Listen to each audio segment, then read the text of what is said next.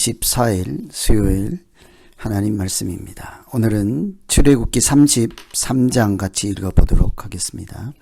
33장은 우선 출애굽기 32장을 생각할 수 있어야 되겠습니다. 32장은 출애굽한 이스라엘 백성들이 지도자인 모세가 시내산 꼭대기에서 하나님 말씀을 받고 십계명 돌판을 받을 때에 드디 내려옴을 보고 금송아지를 만들어서 이것이 우리를 인도하시는 하나님이다 하고 우상을 섬겼던 그런 내용을 소개하고 있죠. 그들이 우상을 섬기는 것으로 해서 결국은 십계명이 깨지는 일이 생겼습니다. 하나님과 백성 사이의 관계가 이렇게 깨진 것이죠.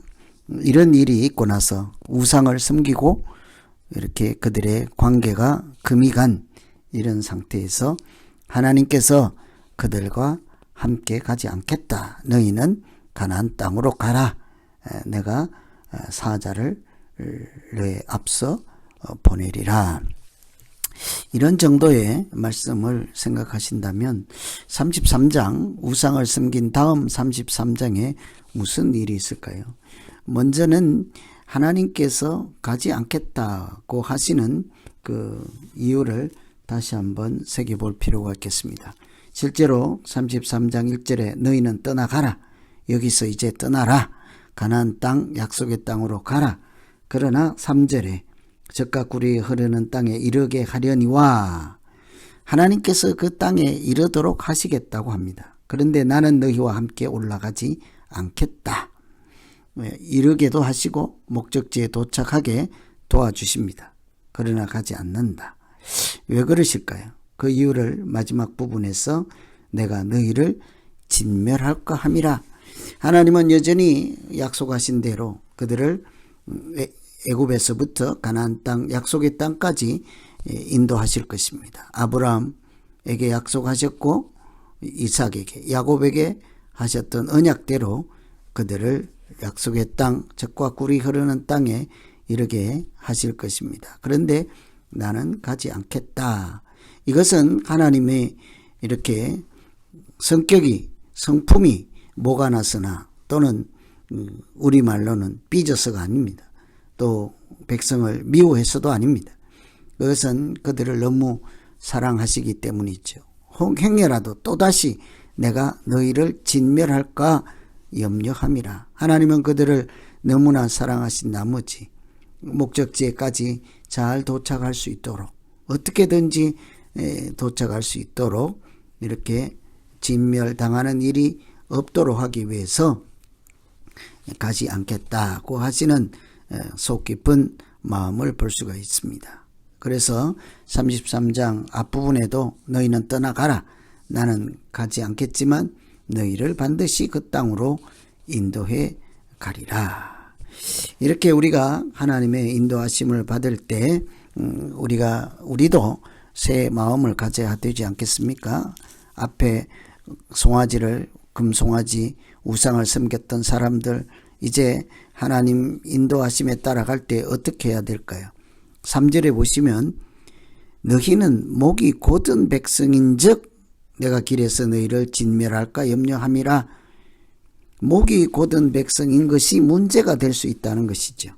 그래서 우리가 하나님과 동행할 때 항상 이렇게 염두에 둘 것, 내 목이 곧은 백성인가, 내 목이 곧은 사람인가죠. 목이 곧은이라는 것은 짐승에서 유래된 표현입니다. 일을 시키려고 할 때 말을 듣지 않는 짐승이라는 뜻입니다. 여러분 예전에 과거에는 짐승들에게 멍에를 씌우고 이렇게 일을 시키지 않습니까? 그런데 짐승들이 주인이 시키는 일에 순종하지 않고 자기 마음대로 좌로 우로 치우치기도 하고 먹이를 먹겠다고 이렇게 뛰쳐나가기도 하고 하지 않겠어요? 그런 장면에서 비롯된 표현이지요. 목이 곧은 백성이다. 불순종하는 백성이라 하는 뜻이죠. 우리 마음에 늘 하나님에 대해서 하나님 앞에서 불순종하려고 하는 씨앗이 있지 않습니까? 이것이 주인의 말을 듣지 않고 불순종하는 이런 모습을 우리가 있는지 하나님과 동행할 때 항상 돌아봐야 하는 것이죠. 하나님이 주인이시고 목자이시고 인도자이심을 우리가 잠시라도 잊어버리면 우리 스스로 왕노릇하려고 하죠. 그런 마음이 있는지, 하나님께서 나와 같이 가시지 않겠다고 할 정도로 우리에게 그런 우상을 섬기려고 하는 마음, 하나님을 인정하지 않는 마음 대신에 하나님께 순종하는 부드러운 마음이 동행하는 사람들에게 첫 번째이겠지요. 또 한 가지 살펴볼 것은 이렇게 4절과 6절에서 보시면 백성이 이 준엄한 말씀을 듣고 슬퍼하여 한 사람도 자기 몸을 단장하지 아니하니 이스라엘 자손이 호렙산에서부터 그들의 장신구를 떼어내니라. 하나님께서 그들과 같이 가지 않겠다. 너희만 먼저 가라. 내가 인도해 갈 것이라. 그리고 이 백성들이 그 하나님 말씀을 슬퍼하면서 자기 몸치장을 하지 않지요. 그리고는 그때부터 장신구를 떼어냈다고 합니다. 이것은 단순히 이뻐 보이기 위해서 화장을 하지 않았다가 아니라 장신구는 옛날부터 우상을 섬기는 일종의 행위였습니다. 고대 근동에서 장신구를 달고 장신구를 통해서 우상을 숭배하는 일종의 신앙의 모습이죠. 예를 들면 야곱이 옛생활을 청산하고 하나님이 부르신 베델로 돌아갈 때 중간에서 했던 일, 드라빔과 이방 신상, 그것을 땅에 묻고 이렇게 장신구를 다 땅에 상수리 나무 아래 묻었다 하는 표현이 있지 않습니까? 이렇게 애굽에서 하나님의 은혜로 구원받은 자들이 결국 하나님의 백성으로 순전하게 살기 위해서 해야 되는 첫 번째 일은 그들의 옛 사람을 이렇게 땅에 묻는 것이죠. 우상을 땅에 묻고 그들의 옛 사고방식, 하나님이 주인이 아닌 세상의 우상을 신으로 모셨던 그런 옛 사람을 십자가 아래에 내려놓고 땅에 다 묻어야 하지 않습니까? 장신구를 떼어낸다 하는 것은 바로 이런 의미가 있는 것이죠. 비단 그 귀에 있는 어디에 있던 그 장신구 물건이 문제가 아니라 그 안에 들어있는 정신, 내 생각을 버리고 습관을 버리고 우상신을 버리는 것이죠. 그래서 하나님이 인도하시고 앞서 가실 때에 따라가는 사람들 마음을 부드럽게 하고 장신구를 떼어내어서 우상을 바라보는 눈을 하나님께로 고정해야 되겠죠. 그리고 나서 우리가 한 번 더 살펴볼 것은 7절입니다. 모세가 항상 장막을 취하여 진 밖에 쳐서 진과 멀리 떠나게 하고 회막이라 이름하니 여호와를 앙모하는 자는 다 진 밖과 회막으로 나아가며, 그리고는 이제 부드러운 마음과 장신구를 떼어내면 너희는 하나님께 나아가라. 하나님을 바라보라. 여호와를 앙모하는 자는 다 회막으로 가라. 성전으로 가라는 이야기죠. 하나님을 두려워하고 우러러보는 자. 앙모하다 하는 뜻은 바카시이죠. 하나님의 뜻을 묻다는 뜻입니다. 하나님의 뜻을 찾아내고 소원을 간청한다. 하나님을 바라보는 자, 하나님의 뜻을 묻는 자, 하나님을 따라가는 자, 한마디로 하나님을 사랑하는 자는 누구든지 회막으로 가라. 성전으로 나아가라. 뭐 하겠습니까? 하나님께 예배드리고 기도하고 하나님의 뜻을 묻고 듣는 자리이죠. 그런 자를 하나님은 만나주시고 그것에서 구름 기둥으로 인도하시고 하나님의 임재하심을 나타내는 것이 하나님의 역사입니다.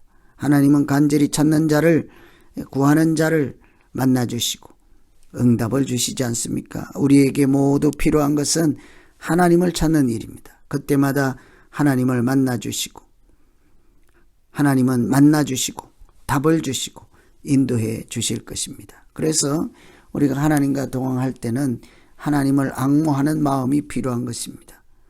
하나님이 기꺼이 만나주시고 인도하실 그런 사람은 하나님을 주인으로 인정하고 하나님을 바라보고 하나님의 방향을 자기 인생의 방향으로 삼는 자이지 않겠습니까? 그래서 회막으로 나아가라. 주를 앙모하는 자는 회막으로 나아가라. 그랬더니 하나님이 하시는 말씀이 무엇입니까? 14절에 여호와께 이르시되 내가 친히 가리라 내가 너를 쉬게 하리라. 11절에도 보시면 모세는 하나님과 대면하여 말씀하신다. 사람이 자기의 친구와 이야기함 같이 여호와께서 모세와 대면하여 말씀하시며 모세는 진으로 돌아가나 눈의 아들 젊은 수종 여호수아는 회막을 떠나지 아니하리라. 말씀을 듣는 것이 필요하죠. 하나님을 바라보고 방향을 잡는 자가 수시로 해야 하는 일은 하나님과 대면하여 말씀을 듣는 것입니다. 회망은 백성들을 위해서 중보기도 하고 하나님의 말씀을 듣고 하나님 앞에 자기를 내려놓는 곳이지 않습니까? 구별된 장소입니다. 모세는 그곳에 가서 하나님 앞에 엎드려 백성을 위하여 기도하죠. 하나님 이 백성을 불쌍히 여겨주십시오. 세상 사람들이 하나님이 우리를 죽이려고 여기까지 이렇게 인도했다 하면 어떻게 하겠습니까? 이렇게 자기 마음을 진솔하게 하나님 앞에 틀어놓습니다. 여러분, 우리가 대표 기도를 하거나 무슨 기도를 할 때 자칫 실수하는 것이 앉아있는 회중을 생각하는 것입니다. 회중에게 연설을 하듯 회중이 들었으면 하는 또는 회중에게 은연히 내가 하고 싶은 이런 것은 기도가 아니죠. 나의 진솔한 마음, 내 속에 있는 마음을 회중이 없다 생각하고 하나님께 말씀드리는 것입니다. 그리고 하나님 이 회중을 불쌍히 여겨주십시오. 내 마음을 하나님께 대한 마음입니다.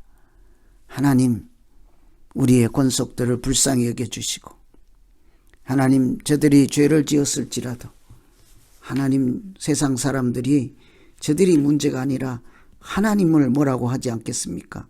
하나님이 사랑해서 인도해 내신 저 백성을 하나님 세상 사람들이 하나님의 뜻을 잘 모르고 죽이려고 데려왔다 하면 어떻게 합니까? 이런 호소를 하는 거죠. 우리가 하나님과 동행할 때는 늘 하나님과 대면하여 말씀하는 시간이 필요한 것입니다. 하나님의 말씀을 듣고 경청하고 그대로 신뢰하고 나아가는 것이 이게 하나님의 사람으로 살아가는 모양이지 않겠습니까? 그랬더니 하나님 하시는 말씀이 내가 친히 너희와 함께 가리라. 14절에 있는 것처럼 여호와께서 이르시되 내가 친히 가리라 내가 너를 쉬게 하리라. 우리는 이처럼 33장은 32장 금송아지 사건으로 불순종한 것 때문에 우상을 섬긴 것 때문에 진멸의 위기에 놓여있던 하나님의 백성들을 하나님께서 뜻을 돌이키시고 그들을 용서하시고 끝까지 인도하시겠다는 약속을 주시고 그 하나님의 자녀들로 하여금 하나님을 바라보게 하시고 은혜를 감사하며 여전히 예배자로 살도록 역사하시는 하나님의 눈물겨운 감동적인 말씀을 보았습니다. 22절 마지막에도 보면 21절부터 여호와께서 또 이르시기를 보라 내 곁에 한 장소가 있으니 너는 그 반석 위에 서라.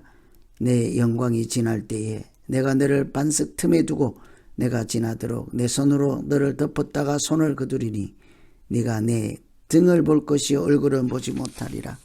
하나님께서 어떻게 하든지 그들 백성들을 이렇게 보호해 주셔서 죽음을 당하는 일이 없도록 하시겠다고 하십니다.